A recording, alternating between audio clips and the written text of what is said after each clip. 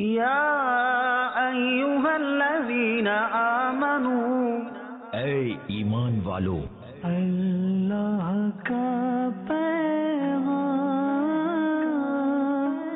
مومنوں کے نام۔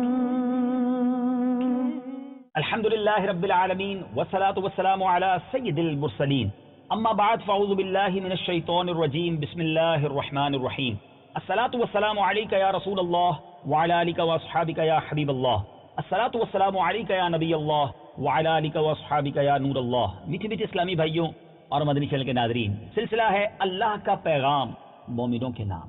الحمدللہ عز و جل اس سلسلے میں ہمیں بہت خوبصورت قرآن کے احکام سیکھنے کو ملتے ہیں۔ ہم قرآن پاک کی ان آیات کو سننے کی اور سمجھنے کی کوشش کرتے ہیں جن میں اللہ رب العزت نے مومنوں سے براہ راست، جی ہاں ہم سب سے براہ راست کلام کیا ہے، اے ایمان والو کہہ کر، یا ایھا الذین آمنو کہہ کر۔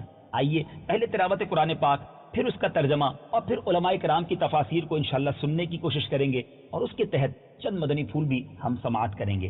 آئیے پہلے قرآن پاک کی تلاوت۔ یا ایھا الذین آمنوا لا تأکلوا اموالکم بینکم بالباطل الا ان تکون تجارة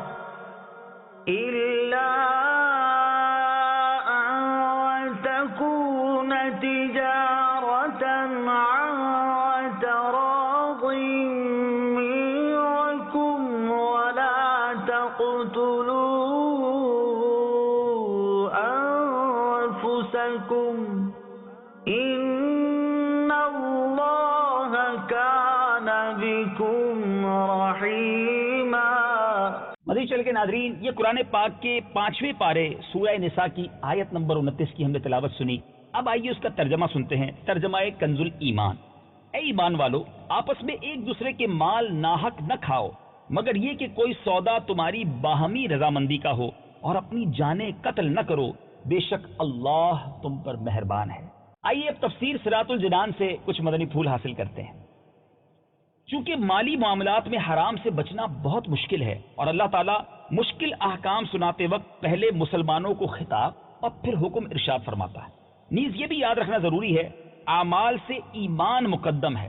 چونکہ حرام کمائیوں سے بچنے کا حکم صرف مسلمان کو ہے، کفار اس احکام میں مخاطب نہیں، تو ان وجوب سے پہلے مسلمانوں کو پیارے خطاب سے پکارا، یعنی اے ایمان والو کہہ کر پکارا، اور اس خطاب کی لذت سے مسلمانوں پر بھاری احکام جو ہیں وہ آسان ہو جائیں۔ سبحان اللہ۔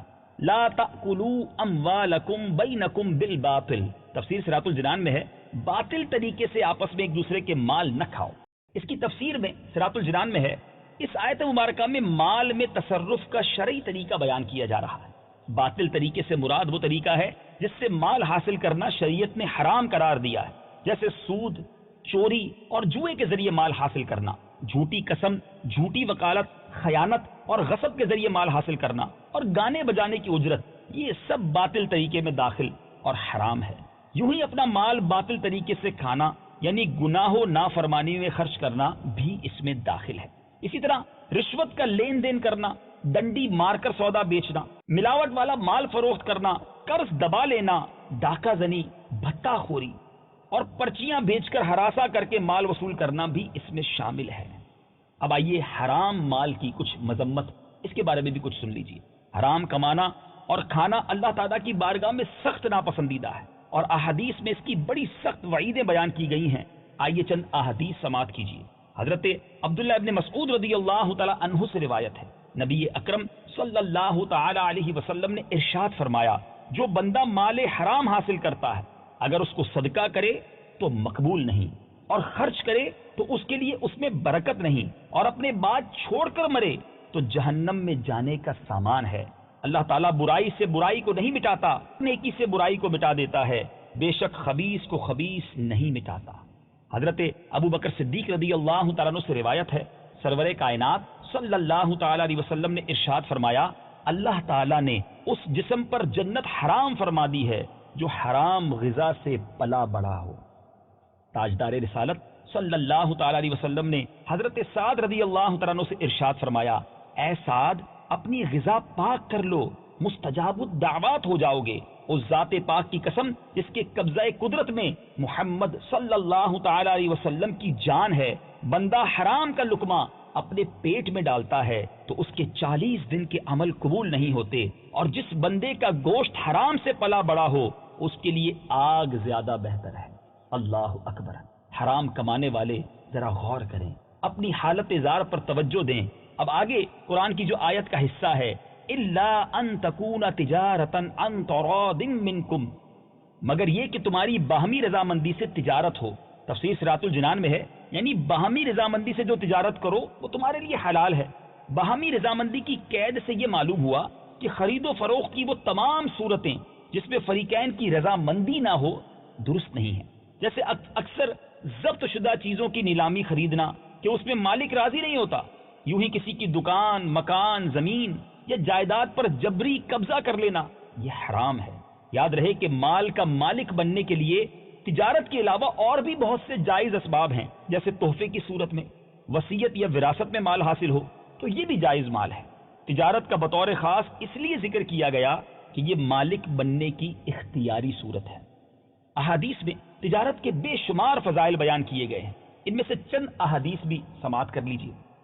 حضرت ابو سعید خدری رضی اللہ تعالیٰ عنہ سے روایت ہے، اور یہ ترمذی شریف کی حدیث ہے کہ رسول اللہ صلی اللہ تعالیٰ علیہ وسلم نے ارشاد فرمایا، سچا اور امانت دار تاجر انبیاء علیہ السلام، صدیقین اور شہداء کے ساتھ ہوگا۔ سبحان اللہ، سبحان اللہ۔ یہ تاجر کی فضیلت، مگر سچا تاجر ہو، ایماندار تاجر ہو۔ ایک اور حدیث پاک سنتے ہیں، حضرت معاذ بن جبل رضی اللہ تعالی عنہ سے روایت ہے، سرکار دو عالم صلی اللہ تعالی علیہ وسلم نے ارشاد فرمایا، پاکیزہ کمائی ان تاجروں کی ہے جو گفتگو کے وقت جھوٹ نہیں بولتے، وعدہ کریں تو خلاف ورزی نہیں کرتے، جب ان کے پاس امانت رکھی جائے تو خیانت نہیں کرتے، جب کوئی چیز خریدیں تو اس کی برائی بیان نہیں کرتے، اور جب کچھ بیچیں تو اس کی تعریف نہیں کرتے، جب ان پر کسی کا آتا ہو تو دینے میں پسو پیش نہیں کرتے، اور جب انہوں نے کسی سے لینا ہو تو اس پر تنگی نہیں کرتے۔ اللہ اکبر۔ ذرا غور کیجئے مدنی چینل کے ناظرین، ایک اور حدیث پاک ترمذی کی حدیث ہے، حضرت رفاعہ رضی اللہ تعالیٰ عنہ سے روایت ہے کہ سرور کائنات صلی اللہ تعالی علیہ وسلم نے ارشاد فرمایا، قیامت کے دن تاجر فاسق اٹھائے جائیں گے سوائے اس تاجر کے جو اللہ عز و جل سے ڈرے، بھلائی کرے اور سچ بولے۔ اللہ اکبر۔ اللہ ہم سب کو فقط رزق حلال کمانا نصیب فرمائے۔ اب آئیے، امام غزالی علیہ رحمۃ اللہ الوالی نے اپنی بہت ہی خوبصورت تصنیف کیمیائے سعادت سے تجارت کے چند مدنی پھول بیان کیے ہیں۔ تفسیر تو ہم نے کچھ سن لی، اب آئیے امام غزالی کے چند مدنی پھول بھی سن لیجئے۔ بالخصوص جو بزنس مین مجھے سن رہے ہیں، تجارت کرنے والے سن رہے ہیں، ان کے لیے شاندار مدنی پھول ہیں۔ آپ لکھتے ہیں کہ تاجر کو چاہیے کہ وہ روزانہ صبح کے وقت اچھے ارادے یعنی نیتیں دل میں تازہ کرے کہ بازار اس لیے جاتا ہوں تاکہ حلال کمائی سے اپنے اہل و عیال کی شکم پروری کروں اور وہ مخلوق سے بے نیاز ہو جائیں، اور مجھے اتنی فراغت مل جائے کہ اللہ تعالیٰ کی بندگی کرتا رہوں اور آخرت پر گامزن رہوں۔ نیز یہ بھی نیت کرے کہ میں مخلوق کے ساتھ شفقت، خلوص اور ایمانداری کروں گا، نیکی کا حکم دوں گا، برائی سے منع کروں گا اور خیانت کرنے والے سے باز پرس کروں گا۔ ہمیں یہ نیت کر کے گھر سے نکلنا چاہیے۔ نمبر 2، تجارت کرنے والا جعلی اور اصلی نوٹوں کو پہچاننے کا طریقہ سیکھے اور نہ خود جعلی نوٹ لے نہ کسی کو دے تاکہ مسلمانوں کا حق ضائع نہ ہو۔ نمبر 3، آپ لکھتے ہیں کہ اگر کوئی جعلی نوٹ دے جائے اور دینے والے کا پتہ نہ چلے تو وہ بھی کسی اور کو نہیں دینا چاہیے، اور اگر دینے والے کا پتہ چل جائے تو اسے بھی وہ جعلی نوٹ واپس نہیں دینا چاہیے بلکہ پھاڑ کے پھینک دے تاکہ وہ کسی اور کو دھوکہ نہ دے سکے۔ نمبر 4، اپنے مال کی حد سے زیادہ تعریف نہ کرے کہ یہ جھوٹ اور فریب ہے، اور اگر خریدار اس مال کی صفات سے پہلے ہی آگاہ ہے تو اس کی جائز اور صحیح تعریف بھی نہ کرے کہ اب یہ فضول ہے۔ نمبر 5، عیب دار مال ہی نہ خریدے، اگر خریدے تو دل میں یہ عہد کرے، وعدہ کرے کہ میں خریدار کو تمام عیب بتاؤں گا، اور اگر کسی نے مجھے دھوکہ دیا تو اس نقصان کو اپنی ذات تک محدود رکھوں گا، دوسروں پر نہ ڈالوں گا۔ نمبر 6، اگر اپنے پاس موجود صحیح مال میں کوئی عیب پیدا ہو گیا تو اسے گاہک سے نہ چھپائے ورنہ ظالم اور گناہگار ہوگا۔ نمبر 7، وزن کرنے اور ناپنے میں فریب نہ کرے بلکہ پورا تولے اور پورا ناپے۔ نمبر 8، اصل قیمت کو چھپا کر کسی آدمی کو قیمت میں دھوکہ نہیں دینا چاہیے، یہ بھی یاد رہے۔ نمبر 9، بہت زیادہ نفع نہ لے اگرچہ خریدار کسی مجبوری کی وجہ سے اس زیادتی پر راضی ہو۔ نمبر 10، محتاجوں کا مال زیادہ قیمت سے خریدے تاکہ انہیں مسرت نصیب ہو، جیسے بیوہ کا سوت اور وہ پھل جو فقراء کے ہاتھ سے واپس آیا ہو، کیونکہ اس طرح کی چشم پوشی صدقے سے بھی زیادہ فضیلت رکھتی ہے۔ یعنی اگر کوئی ایسا غریب شخص ہے، فقیر ہے، یا وہ مالی طور پہ اتنا مضبوط نہیں، اب آپ اس سے سودا تھوڑا مہنگا خرید لیں گے تو یہ پردہ پوشی بھی ان کی ہے اور ان کی مدد بھی ہو جائے گی۔ سبحان اللہ، کتنا خوبصورت ہمارا مذہب ہے۔ آگے فرمایا، قرض خواہ کے تقاضے سے پہلے اس کا قرض ادا کر دے اور اسے اپنے پاس بلا کر دینے کی بجائے اس کے پاس جا کر دے۔ ایسا نہیں ہوتا، آج پیسے لیتے وقت اور ہوتے ہیں اور دیتے وقت انداز اور ہوتا ہے، وہ بیچارہ خود دھکے کھا رہا ہوتا ہے۔ وقت سے پہلے دیں، ہو سکے تو جا کر دیں اور دل جیت لیں۔ آگے فرمایا، جس شخص سے معاملہ کرے اگر وہ معاملے کے بعد پریشان ہو تو اس سے معاملہ فسخ کر دے۔ آپ سے کسی نے ڈیل کر لی ہے اور آپ کو لگتا ہے کہ وہ سودا لے کر یا کام کر کے پھنس گیا ہے، آسانی ہو تو وہ سودا ختم کر دے جس سے وہ ریلیز ہو جائے، وہ سکون میں آ جائے۔ آگے فرمایا، دنیا کا بازار اسے آخرت کے بازار سے نہ روکے اور آخرت کا بازار مساجد ہے۔ 14، بازار میں زیادہ دیر رہنے کی کوشش نہ کرے، مثلا سب سے پہلے جائے اور سب کے بعد آئے، بلکہ اپنی آخرت کی بھی ہمیں تیاری کرنی ہے۔ مدنی چینل کے ناظرین، کیا بات ہے رب کے کلام کی، کتنی خوبصورت آیت، اور بالخصوص تاجروں کے لیے کتنے پیارے مدنی پھول۔ اللہ کریم ہمیں اپنے احکامات پر دل و جان سے عمل کرنے کی توفیق عطا فرمائے۔ مدنی چینل دیکھتے رہیے، ایک اور سلسلے میں ایک اور آیت لے کر حاضر ہوں گے۔ سلسلہ دیکھتے رہیے، اللہ کا پیغام مومنوں کے نام۔ صلو علی الحبیب صلی اللہ تعالی علی محمد صلی اللہ علیہ وسلم۔ یا ایھا الذین آمنوا، اے ایمان والو، اللہ کا